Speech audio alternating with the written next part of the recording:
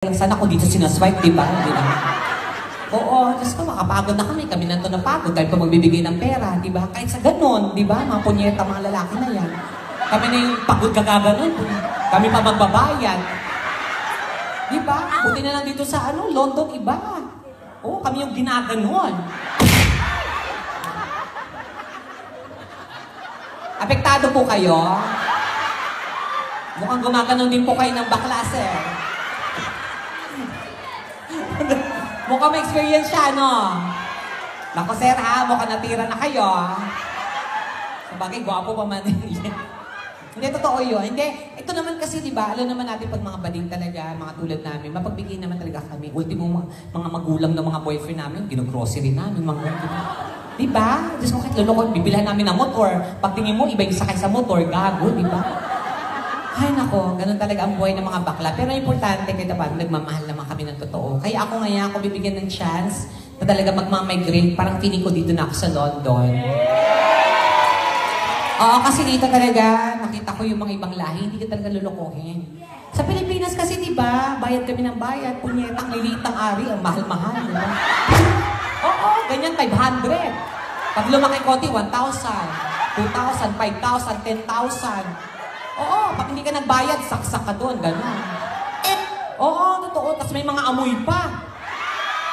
Di tulad dito, Diyos ko, walang bayad kahit anong laki, di ba? At saka ang sarap, di ba? Pag dito ka gumanon, iba ang dating. Pag sa Pilipinas kasi, di ba, mga punyeta niya, magpabayad. Pag subo mo, ang baho, may amoy. Tapos yung tiyan, ang laki. Tapos pagtingin mo sa mukha, yung ilong pango. Eh dito, di ba? Ang sarap, di ba, pag ano mo, ang tamos ng ilong, abs. Di ba? Tapos pag ganun mo, pag tinignan mo sa mata, gray, ganun. Green, ganun. Sa Pilipinas, pag tingin mo sa mata, pula, adik, mga hayop na yun. Di ba? Sino malilibugan sa ganun? Dito talaga, Diyos ko, dito talaga. Kaya masarap talaga. Dito, ultimo yung mga nila, mga construction worker, yung mga trabaho sa diba? Diyos ko, sa atin yung mga construction worker, kailangan mong isemento na din, no? Nakakainis, diba? Parang, ayun o, ang gwapo niya, tingnan mo. Ayun siya, Hi!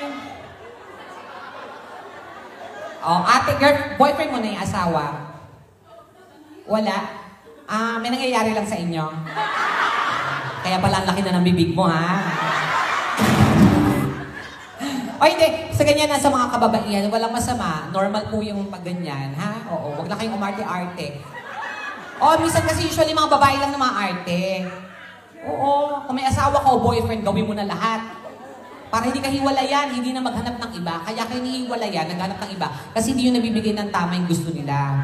Ibang mga lalaki, di ba? Bago kayo banatan, papasubol ng ganyan, nakatapat sa bibig nyo, nilalayo nyo pa, parang, subo mo, ayun. Nakaarte nyo, di ba? Sabi ng lalaki, sige na, konti lang, sige na, ulo lang, di ba? Iniiwan tuloy kayo. Sa bakla pa yan.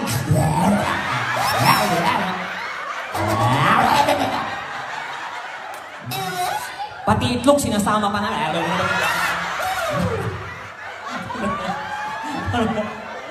Normal lang naman kasi yun, kung asawa mo na o boyfriend, gawin mo na lang. Sabi nga nila, umasta kang puta sa iyong asawa.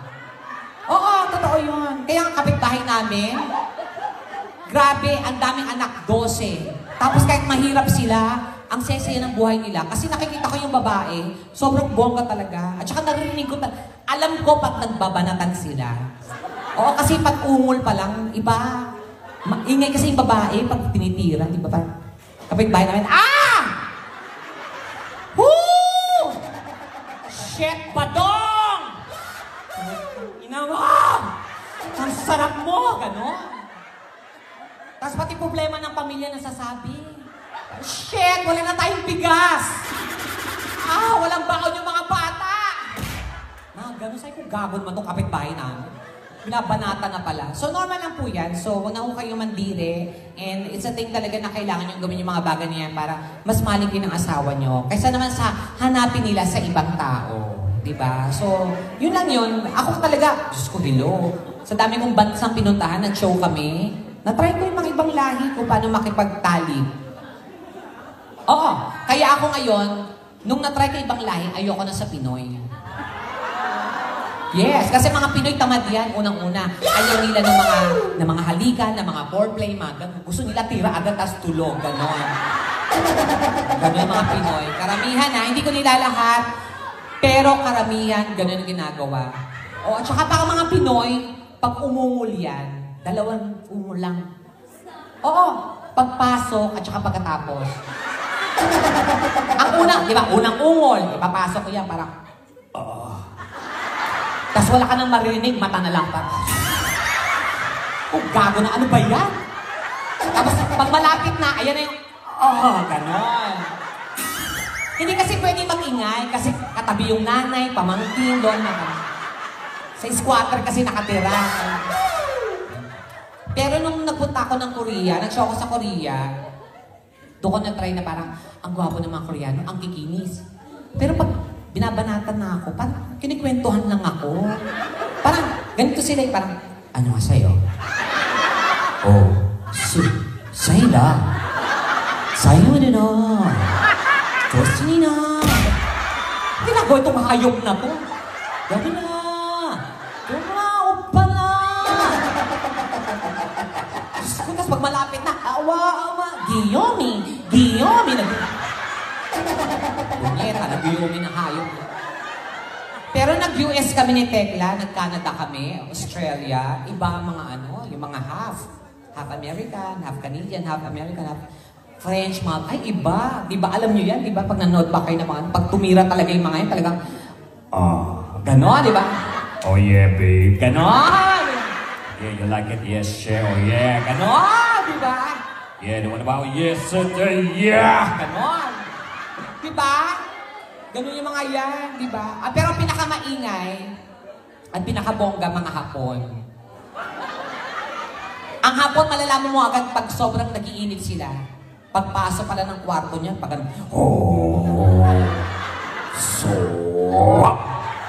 tapos pag tinira ka niya, parang, sila! Tawad na siya nila! Kung gago ka ba, tinitira mo ako, pinapagalitan. Mga hayop na. Pero, ipagmamalaki ko ang mga babae na mga Pilipina. Sa lahat ng lahi, Pilipina ang pinakabongga. Oo! Kasi kayo, Diyos ko, una-una malinis. Mapagmahal, masipag. At saka pag umungol kayo, iba. Kahit anong lahi itapat sa inyo, kaya nyo. Oo, di ba? Sabi ni ate, oo, tama. Malibog to si ate. Di ba, ang Pilipina kasi pag umungol, iba talagang, ayan, sila ate. Ganon kayo, di ba?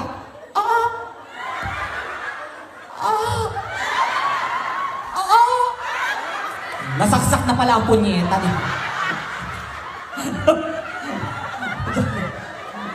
Teka na yung mga Pilipina, di ba? Talagang ibang dating. Kaya ako talaga sobra talaga akong proud sa mga Pilipina. Tsaka naman nakita nyo dito, halos audience natin puro mga babae. Kasi talagang mapagmahal talaga mga babae. Kaya palapakan yung mga sarili nyo, sobra. Maraming salamat sa inyo.